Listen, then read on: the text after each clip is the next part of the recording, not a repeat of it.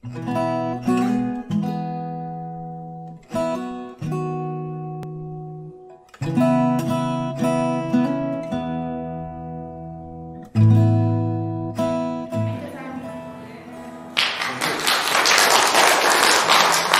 terima kasih Saudara untuk apa yang disampaikan.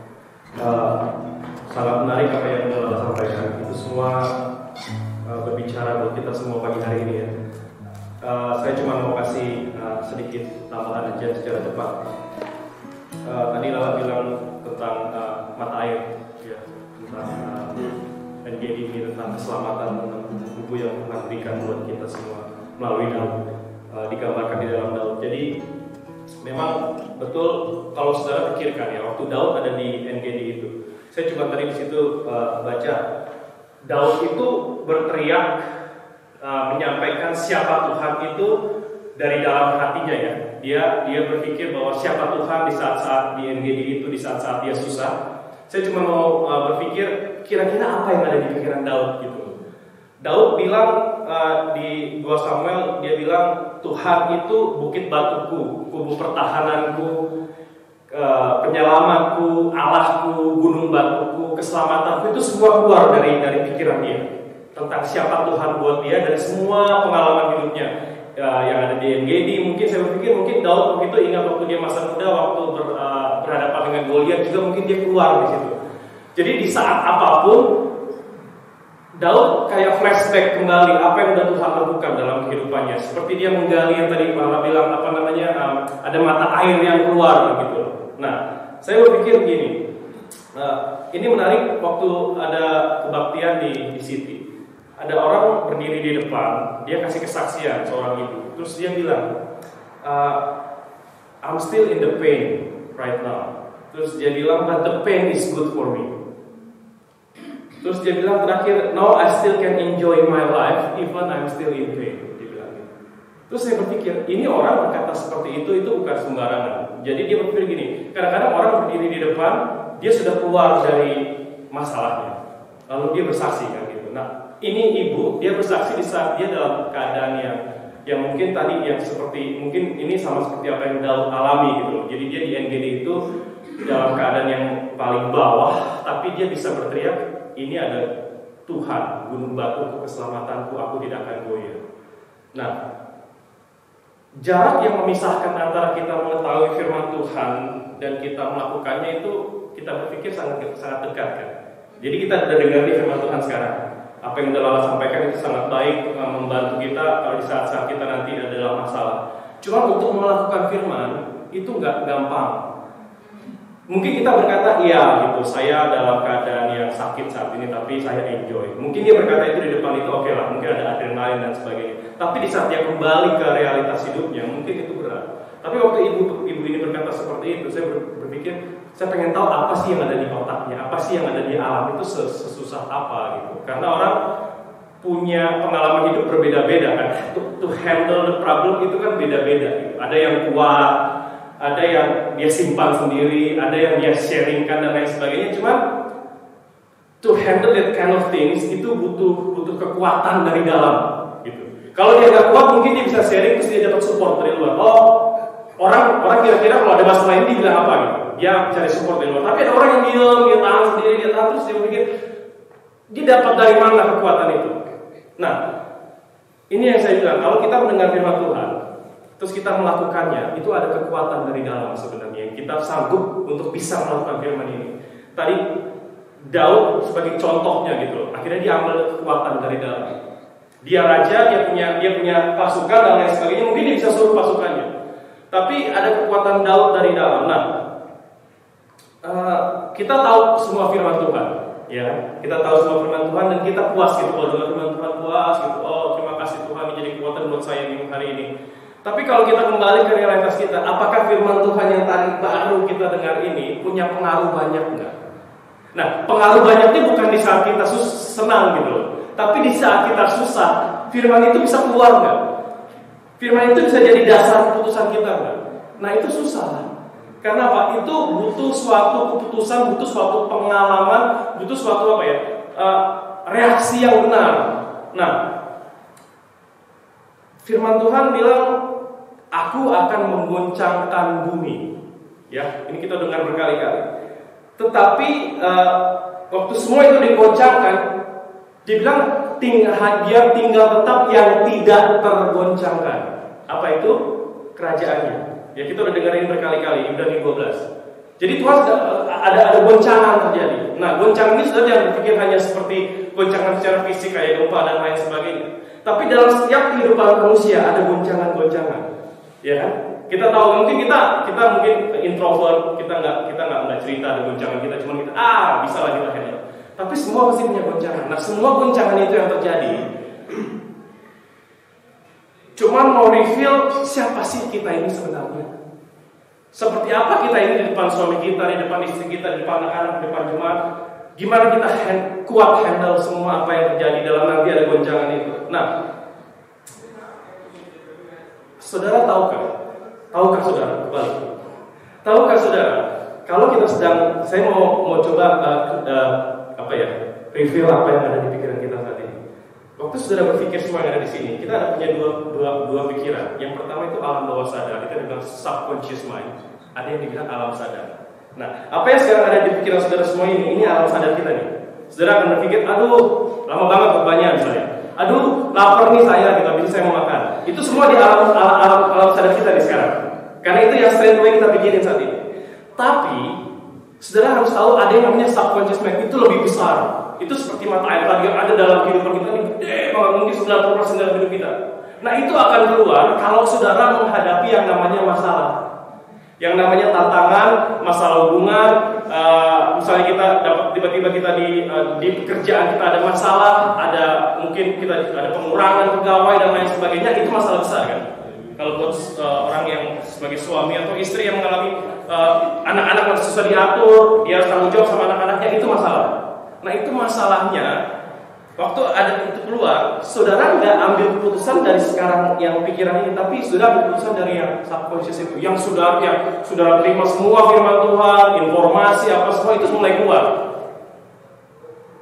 Nah, saudara ambil keputusan dari situ. Nah, subconscious mind itu luar biasa. Disitulah tersimpan semua memori dari kecil, dari umur 8 tahun, 10, 20 tahun, apa yang saudara alami. Nah, semua keputusan yang saudara ambil saat ada masalah itu dari situ. Ini yang kita harus hati-hati. Karena apa? Amsal 23 ayat 7, tolong Jesse. Kalau kita nggak cek apa yang ada di subconscious mind ini, hati-hati. Itu yang saya pikir Daud ambil dari sana. Dia kumpulkan semua pengalamannya bersama Tuhan. Waktu dia ada masalah, dia ambil semua dari situ. Nah, sebab seperti orang membuat perhitungan dalam dirinya sendiri, demikianlah ia. Bahasa Inggrisnya, for as he think in his heart, so is he. Jadi apa yang saudara pikirkan dalam masalah, dalam tantangan, dalam waktu saudara terima berkat, apa yang saudara pikirkan sesuatu itu hidup kita. Jadi hidup kita ditentukan dari apa yang kita pikirkan. Apa yang Daud pikirkan saat dia Gedi, itulah dia. Reveal siapa sebenarnya Daud kan. Saudara tahu Daud karena ada tulisan itu kan, dia Gedi. Nah, sebenarnya kita semua punya pemikiran saat ini ke depan mau apa, ya. Anak-anak mau gimana, keluarga mau gimana, ada tantangan dan lain sebagainya. Cuma pernahkah kita coba korek-korek kira-kira subconscious mind kita di bawah pemikiran malam sadar kita tuh ada yang nggak baik kan? Karena apa? Kalau ada yang nggak baik itu bisa pengaruh sama keputusan kita. Masalah yang sama kadang-kadang bisa jadi bisa jadi dulu kita bisa handle masalah ini, cuma masalah ini muncul lagi dalam keluarga, terus kita nggak bisa handle dengan baik, akhirnya jadi apa? Masalah yang besar. Karena apa? Kita salah handle, kita salah menggunakan kita nggak menggunakan firman, kita hanya menggunakan masalah yang dulu kita bisa handle dengan keputusan ini, tapi enggak. Jadi firman yang ditaburkan hari ini simpan baik-baik, Bapak Ibu, simpan baik-baik. Karena apa? Kita nggak tahu mungkin apa yang disampaikan hari ini itu berguna buat kita nanti kalau kita menghadapi masalah. Simpan baik-baik. Jangan, makanya tadi saya bilang kita tahu firman tapi kita nggak tahu melakukannya. Karena waktu itu akan reveal gimana cara kita melakukannya. Yosua 1 ayat 8. Yosua 1 ayat 8. Yosua 1 ayat 8. Ini ayat sering kita baca. Ya. Oke. Janganlah engkau lupa memperkatakan kitab Taurat ini. Tapi renungkanlah itu siang dan malam, supaya engkau bertindak hati-hati. Untuk memperkatakan kitab Taurat, kita jangan diragukan. Kita sering baca dengan segala macam kesibukan kita tetap baca firman, kita tetap ada konektor dan lain sebagainya, kita bahas firman Tuhan. Tapi supaya engkau bertindak hati-hati. Even kita udah tahu firman Tuhan, kadang-kadang kita salah keputusan. Karena apa? Kita ambil berdasarkan apa yang bukan firman Tuhan. Kadang-kadang berpikir, tanpa itu pun kita bisa memecahkan masalah kita. Cuma ternyata nggak bisa. Sesuai dengan segala yang ditulis dalamnya. Sebab dengan demikian perjalanan apa? Suksesnya perjalanan kita tergantung dari tindakan kita. Tindakan kita tergantung dari apa yang kita taruh dalam pikiran kita.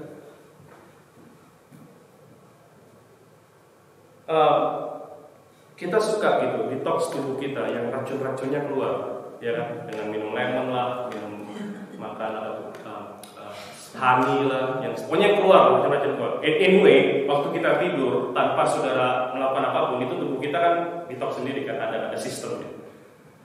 Tapi untuk pikiran ini, saudara harus mengambil keputusan. Ya, kalau ada yang nggak baik, kalau ada saudara, ada yang namanya di Alkitab dibilang kalau saudara double minded, bimbang, itu hati-hati. Tahu nggak kenapa bimbang itu hati-hati? Di sini ditulis. Ini saya pernah catat ayatnya.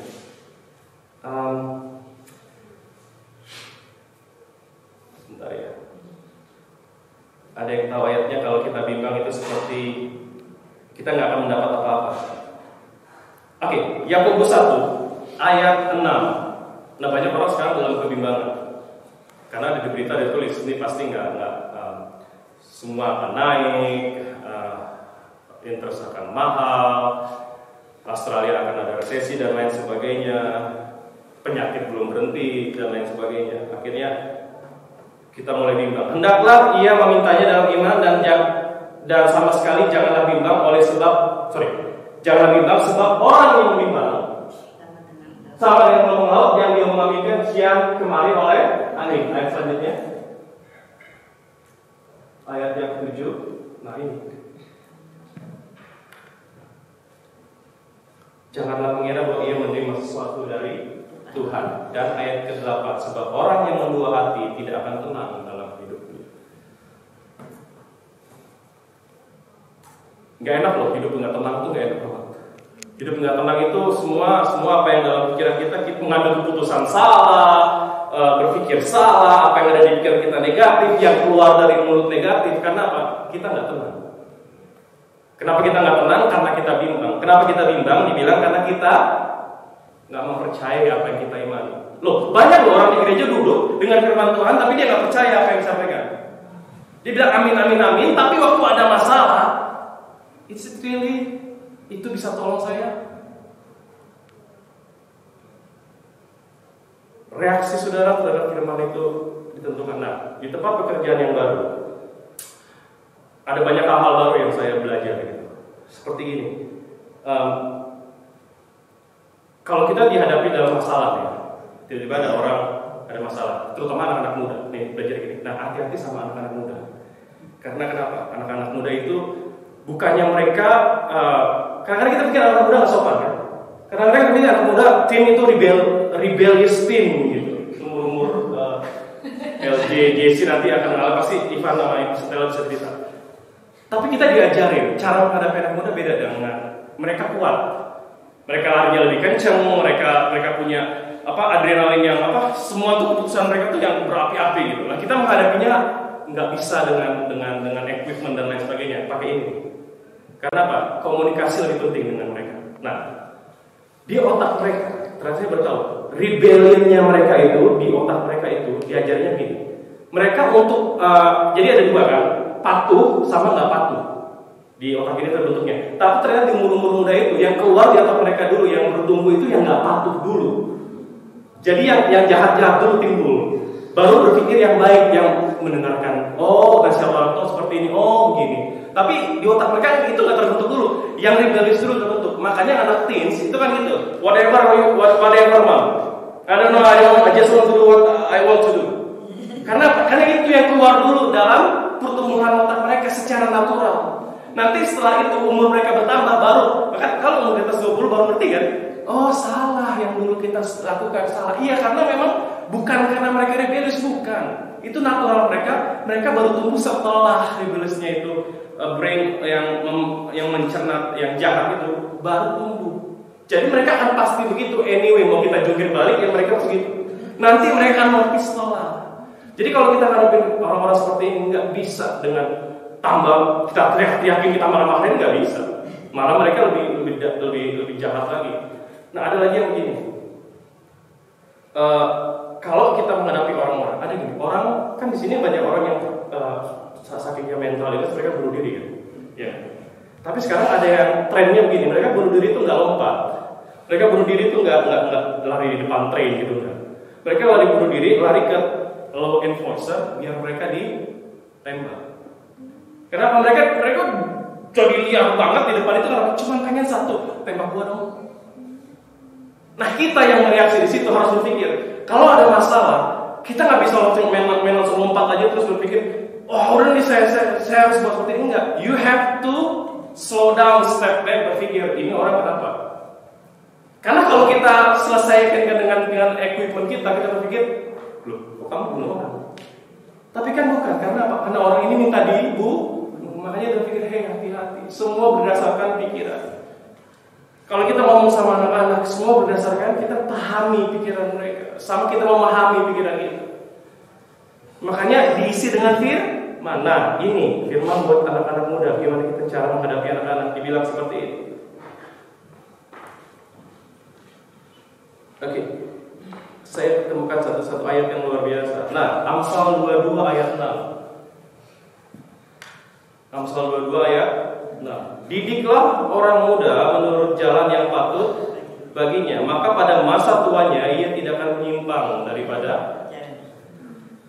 Kita habiskan waktu kita kadang-kadang untuk berpikir, masa depan anak ini saya kumpulkan uang, kita didik dia secara fisik biar dia pintar secara dia bisa punya prestasi secara secara akademik kan.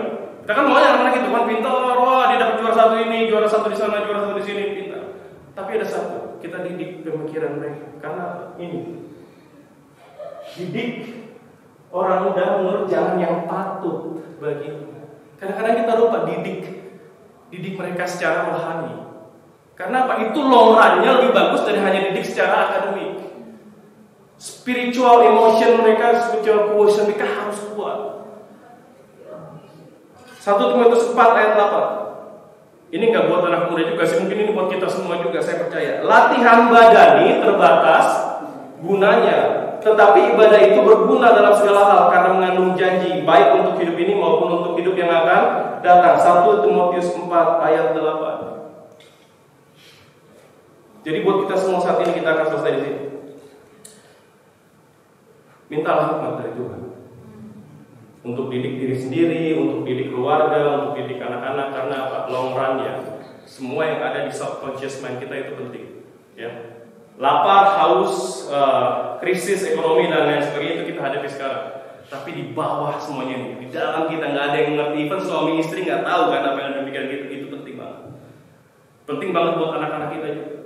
So, mintalah hikmat dari Tuhan. Yakobus 1 ayat 5 bilang, apabila kamu di antara kamu ada yang kekurangan hikmat, hendaklah ia memintanya kepada Allah. Kita sudah diberikan hikmat hari ini melalui Daud. But the thing is, semua firman Tuhan yang kita punya harus kita lakukan, harus kita alami. Jadi gini, kalau saudara mengalami firman Tuhan, jangan takut. Karena apa? Berbahagia, anggaplah. Nah, Jessica lihat tadi Yakobus 1 ayat, tadi kan ayat 5 ya guys, mundur ke ayat 2. Saya selesai di sini. Ini dia. Tiba-tiba muncul. Saudara-saudaraku, anggaplah sebagai kebahagiaan apabila kamu jatuh dalam berbagai-bagai cobaan. Anggaplah ini kadang-kadang kita nggak pikir kan. Tapi gini, anggaplah sebagai suatu kebahagiaan. Berarti apa? Kalau saudara menganggap, berarti saudara udah tahu sebelumnya. Itu udah ada dalam pikiran saudara. Saya mau anggap ini kebahagiaan. Itu keputusan saudara kan. Lanjutnya ayat ketiga. Anggaplah. Ingat ya kata anggaplah. Sebab kamu tahu bahwa ujian terhadap imanmu menghasilkan ketentuan. Jadi semua ujian itu, semua cobaan itu, kita tahu kok. Ini akhirnya mau kemana? Ini akhirnya bukan kematian buat kita. Semua krisis, semua masalah di keluarga dan sebagainya, nggak akan buat kita jatuh kok. Sebab kita tahu, kita menganggap, oh kita udah diajarin kan. Kan kita udah berdeal sama firman Tuhan, kan kita deal sama apa yang Tuhan berikan dalam firman kita. Kita udah tahu ada kekuatan dalam kita. So itu aja yang saya mau bagikan sore hari ini, siang hari ini apa yang udah Lala sampaikan. Semoga ini menjadi kekuatan buat kita bahwa di dalam kita ada hal yang luar biasa. Pengalaman hidup, firman Tuhan jangan disia-siakan. Karena semua itu akan bawa kita kepada kesempurnaan bersama Tuhan. Mari kita berdoa dan kita melakukan firman Tuhan. Mari kita bersama dalam doa.